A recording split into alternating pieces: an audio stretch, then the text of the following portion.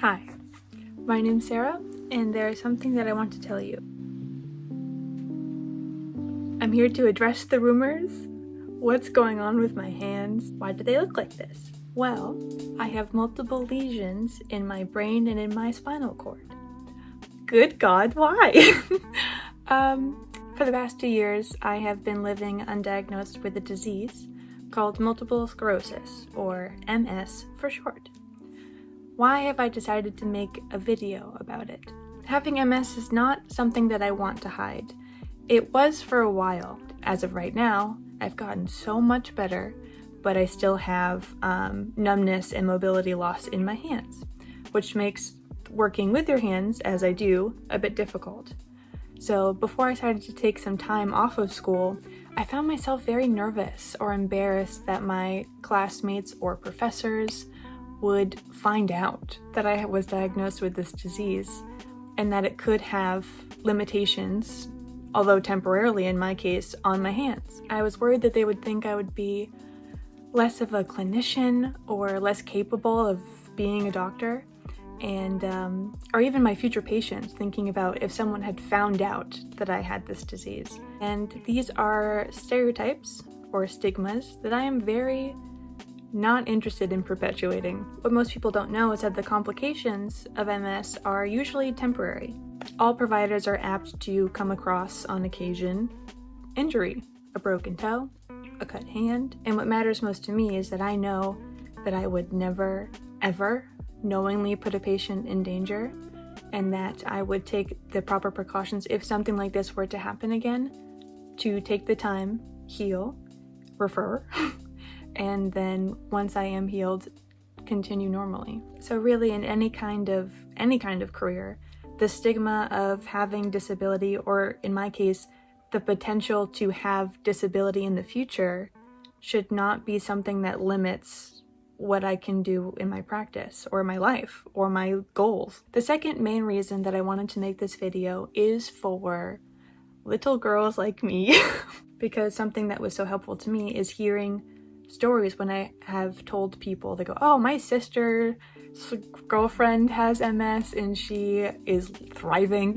So basically, we hear about younger people being diagnosed with disease and we say, oh, but I mean, that would never happen to me. And so when it did, I found myself very confused and feeling pretty lonely. I found myself looking online in places like YouTube, trying to find someone that looked like me, that was going through something like this. Not just facts or statistics online, but like a face with a story that I could connect with and find camaraderie. So if you're watching this and you may be going through something similar, I just wanted to say hi, and that I'm really sorry, and I know that it's scary, but it's gonna be okay. So let's get into, you may be thinking, what is MS? Well, I'll tell you. MS, or multiple sclerosis, is the most widespread disabling neurological condition amongst young people in the world. The ultimate cause of MS is damage to myelin, which surrounds your nerves. You can kind of think of it like the rubber part of a power cord that you plug into something. Like a power cord, the myelin helps your body to conduct signals through your nerves, and allows you to do, things like that. As of right now, it's not certain exactly what causes MS, but they believe it's something to do with autoimmune-like condition where your body's immune system sees myelin and mistakes it for something bad and it attacks it. And sometimes it's not perfect, so you get some nerve damage. Now, going along with that power cord analogy, the reason why this may not be permanent is because I'm on some treatment to help lessen the effects of MS. So let's say your nerves surrounded by myelin are like a cord of a blow dryer, and MS, my immune system that attacks it, is like a cat. I have a cat, hold on. I have a delivery system. Careful. This is Miss Luna. She doesn't like to be You saw her, right? So anyway, that's Luna. Imagine Luna's going to town on this power cord. So basically, the treatment that I'm on, which is an immunosuppressant, will either dull the teeth of the cat or hopefully, if it does its job completely, take the cat away. So there shouldn't be as many, or hopefully any, future attacks on the power cord. The reason why I'm still dealing with some mobility issues, although this is miles better than where I was, is because the cord still is gnawed. There's still holes in it, and I just have to wait for my body to heal. Hi. So that video was going to be a bit longer. I went into the symptoms that I had at the beginning that told me that something was wrong. The reason why I went to go see doctors to see if I had a condition like MS.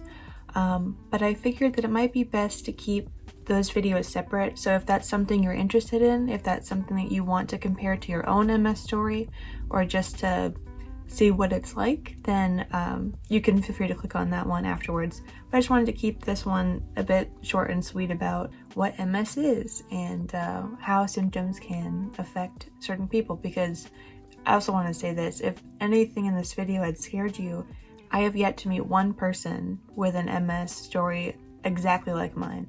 Everyone I've talked to has a completely different story. I have 2 relatives that were one and done. They had one episode and then never again for 30 years, and they're not on any kind of medication.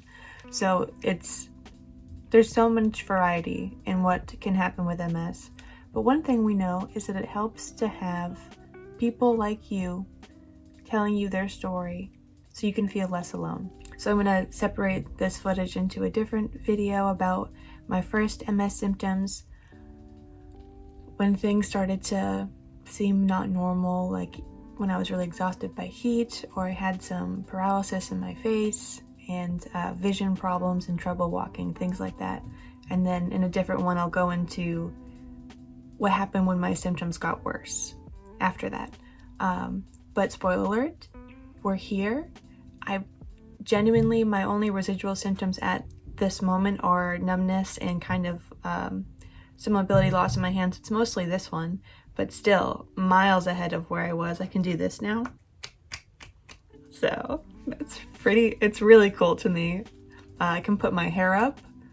So we're doing great. In my last video where I tried to distract myself from my recent free time that I've gained this year, I went through my closet, cleaned it out, and I said my next one would be me trying on my best finds from my thrift haul.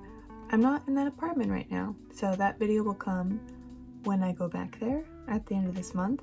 And if you're interested in that, then you can subscribe down below. Okay, that is all. I will see you very soon. And until next time, see you later.